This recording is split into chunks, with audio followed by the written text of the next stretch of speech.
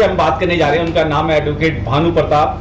हालांकि वो किसी परिचय के मोहताज नहीं है, आज देश और दुनिया के लोग उन्हें उनके नाम से जानते हैं। आज एक विशेष मुद्दे पे चर्चा कर रहे हैं हम, और वो चर्चा है उत्तर प्रदेश को लेके। उत्तर प्रदेश में अभी जो है उत्तर प्रदेश सरकार ने एक नया अमेंडमेंट किया, एक कानून बनाया अपनी सरकार के अंदर। वो क्या है? Uttar Pradesh special security force, जिसको शॉर्ट में अगर बात करें UPSSF के नाम से लोग उसको जानते हैं। तो आप खुद एक अधिवक्ता हैं और कानून के बारे में बहुत अच्छी जानकारी रखते हैं, तो आप हमारे दर्शकों को बताइएगा सूक्ष्म तरीके से कि क्या चीज है ये कानून, कैसा है, इसके क्या नुकसान है और क्या फायदे हैं। देखिए, इसके लिए नुकसान के विषय में दो चीजों से, दो उदाहरण से आप समझ सकते हैं। पहला जो इसका उदाहरण है, जब अंग्रेज हमारे देश में थे तो उन्होंने एक रॉलेट एक्ट करके बनाया था। ये बहुत कुछ उसी की तरह है, रॉलेट एक्ट की तरह। और जिस समय रॉलेट एक्ट बना उस समय उसे काला कानून कहा गया। इतना जो है वो घिनौना एक कानून था, जिसके अंदर के किसी को भी आप उठा के बंद कर दो, किसी वारंट की जरूरत नहीं है, किसी मजिस्ट्रेट के आदेश की जरूरत नहीं है, किसी नोटिस की, किसी समन की, किसी चीज की जरूरत नहीं है। यह स्थिति उसके अंतर्गत थी। लेकिन इससे भी खतरनाक स्थिति जो है वो आप चले जाइए हिटलर के युग में। और हिटलर के युग में एक उसने फोर्स बनाई थी गुस्टाव करके। वो जो फोर्स थी, आप मानिए कि ये जो फोर्स बनाई गई है SSF, special security force Uttar Pradesh के लिए, ये बिल्कुल उसी की तरह है। और जर्मनी में हिटलर ने उसके माध्यम से जितने भी लोग हिटलर के विरोधी थे, हिटलर की नीतियों के विरोधी थे, और विशेषकर यहूदी, उनके खिलाफ उस फोर्स का इस्तेमाल किया। और इस्तेमाल इस तरह से किया कि जिसको भी चाहा, जब भी चाहा, उस गुस्टाव फोर्स ने किसी को भी उठा के बंद कर दिया, मार दिया। कहां उसका क्या हाल किया किसी को कुछ पता नहीं, और यहूदियों को चुन चुन के उसके माध्यम से मारा गया।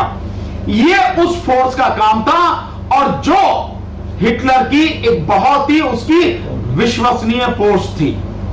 तो सीधा मतलब यह है कि जो व्यक्ति सरकार के खिलाफ आवाज उठाए, जो सरकार की गलत नीतियों को जनता के सामने रखे, जो सच जनता को बताए, चाहे वो साहित्यकार हो, चाहे वो पत्रकार हो, सामाजिक कार्यकर्ता हो, राजनीतिक कार्यकर्ता हो, कोई भी व्यक्ति हो, उसे उठाओ और उसे मार दो, और बाद में कह दो भैया हमें तो पता नहीं, ना तो हमने उठाया ना कहीं, क्योंकि उसका कोई हिसाब नहीं है। कोर्ट के सामने नहीं जाना, किसी को जवाब नहीं देना, कोई भी किसी वारंट की उसकी जरूरत नहीं, किसी मजिस्ट्रेट के आदेश की जरूरत नहीं।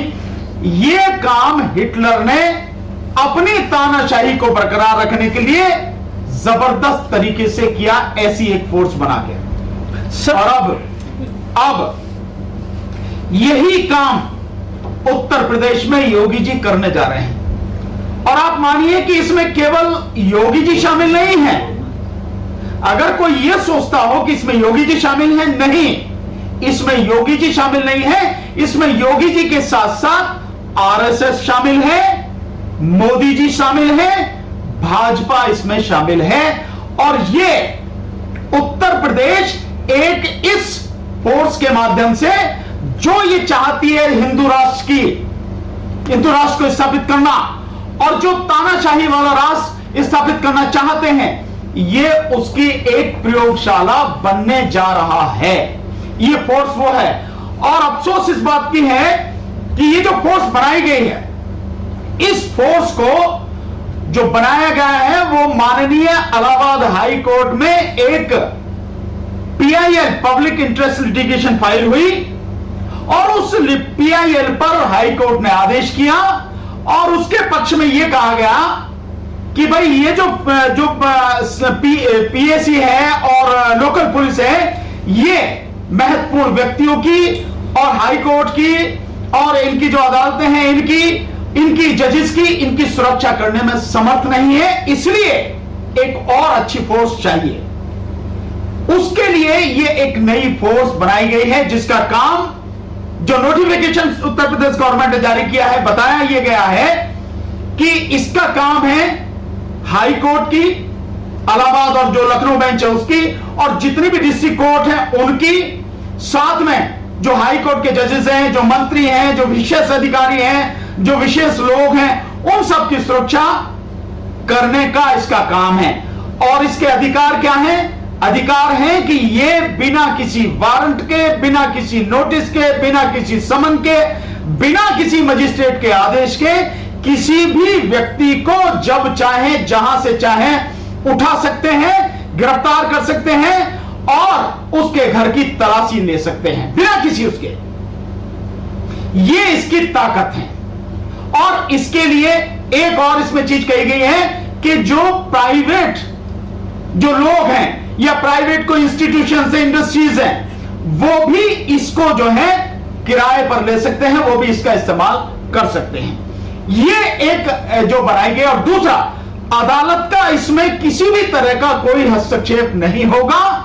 इसके लोगों पर, जो भी इसके जो सदस्य हैं इस फोर्स के, जो भी इसके पदाधिकारी हैं, अदालत में उनके द्वारा, इन पदाधिकारी द्वारा किए गए किसी भी कार्य या किसी भी व्यक्ति को उठाने पर उसके साथ कुछ भी किया गया हो, कोई भी सुनवाई नहीं की जाएगी, कोई भी हस्तक्षेप न्यायालय इसमें नहीं कर सकेगा।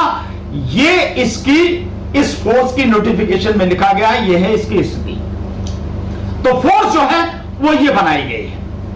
इसमें जो लोगों को नुकसान होगा, चाहे वो साहित्यकार हैं या इसके अलावा सोशल एक्टिविस्ट हैं या जो लोग देश और दुनिया के अंदर जो है समाज को जगाने की लड़ाई लड़ रहे हैं, उनको क्या नुकसान होगा? नहीं, देखिए, केवल उनको नहीं है, ये इस देश में हर उस व्यक्ति को नुकसान होगा। उत्तर प्रदेश में हर उस व्यक्ति को इस जो फोर्स बनाई जा रही है, इसका दुरुपयोग उनके लिए किया जाएगा जो भी लोग सच बोल रहे हैं, हिम्मत करके सरकार के खिलाफ, सरकार की गलत नीतियों का पर्दाफाश करने की कोशिश कर रहे हैं। उसके जो जितना भी उसका भ्रष्टाचार है, जितने भी उसकी जनहित विरोधी नीतियां हैं, कार्य हैं, उनको जो उजागर करने की कोशिश कर रहे हैं या करते हैं, चाहे वो साहित्यकार हैं, चाहे वो पत्रकार हैं, चाहे वो वकील हैं, चाहे वो प्रोफेसर हैं, चाहे वो सामाजिक कार्यकर्ता हैं, राजनीतिक कार्यकर्ता हैं, जागरूक नागरिक हैं, कोई भी हो, उन सबके खिलाफ इन सबका जो दुरुपयोग है इस फोर्स का किया जाएगा। और ये फोर्स बनाई ही इसलिए गई है कि तानाशाही के माध्यम से, इस डंडे के जोर पर सरकार के खिलाफ कोई न बोल सके, उसके लिए सब कुछ किया गया। अब इसको थोड़ा सा आप ये देखें कि सबसे बड़ा सवाल वहां खड़ा हो जाता है, जब माननीय इलाहाबाद हाईकोर्ट के आदेश पर यह फोर्स बनी, तो होना यह चाहिए था कि जब आज हाईकोर्ट ने कहा कि भाई सुरक्षा के लिए ये जो है इतने वो ट्रेंड नहीं है, इतने कॉम्पिटेंट नहीं है, तो आपके पास में पीएसी है, आपके पास में लोकल पुलिस है, उत्तर प्रदेश पुलिस जो है, आप उसमें से साथियों को छांटते, उनको वेल ट्रेंड करते और वेल ट्रेंड करके उनको उसमें लगाते उनकी सुरक्षा में। तो उनको ट्रेनिंग की जरूरत थी, अलग से फोर्स की क्या जरूरत थी? और अगर आपने अलग से फोर्स बना भी ली, तो आप ये बताइए कि इसको न्यायालय की समीक्षा या न्यायालय के अधिकार क्षेत्र से बाहर क्यों रखा गया है? और आप इस बात से पूरी तरह से सहमत होंगे, जानते होंगे इस बात को, अगर किसी भी कानून के तहत कोई भी ऐसी फोर्स बनाया जाए या कोई भी ऐसा कानून बनाया जाए कि सरकार के किसी कार्य में अदालत हस्तक्षेप नहीं करेगी, इसका मतलब साफ जाहिर है कि वो कानून किसी हालत में सही नहीं हो सकता, जनहित में नहीं हो सकता, वो कानून जन विरोधी होगा, वो देश के और प्रदेश के हित में कभी नहीं हो सकता, उसका दुरुपयोग किया जाएगा और जनता को सताया जाएगा। और जो सच बोलने वाले लोग हैं, सच उजागर करने वाले लोग हैं, वो कोई भी हो, किसी भी तरह के हो, उनको निशाने पर लेकर उन्हें उठाया जाएगा, मारा जाएगा, खत्म किया जाएगा, ताकि सरकार के खिलाफ कोई भी किसी भी तरह से आवाज न उठा सके, बोल न सके।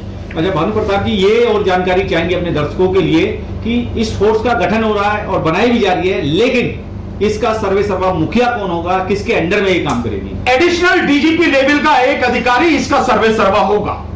वैसे तो प्रदेश का सर्वे सर्वा मुख्यमंत्री होता है, लेकिन जो इस फोर्स का जो सर्वे सर्वा बनाया गया है, जैसे माना प्रदेश में जो पुलिस होती है उसका होता है DGP, director general of police, police का press the bell icon on the YouTube app and never miss another update.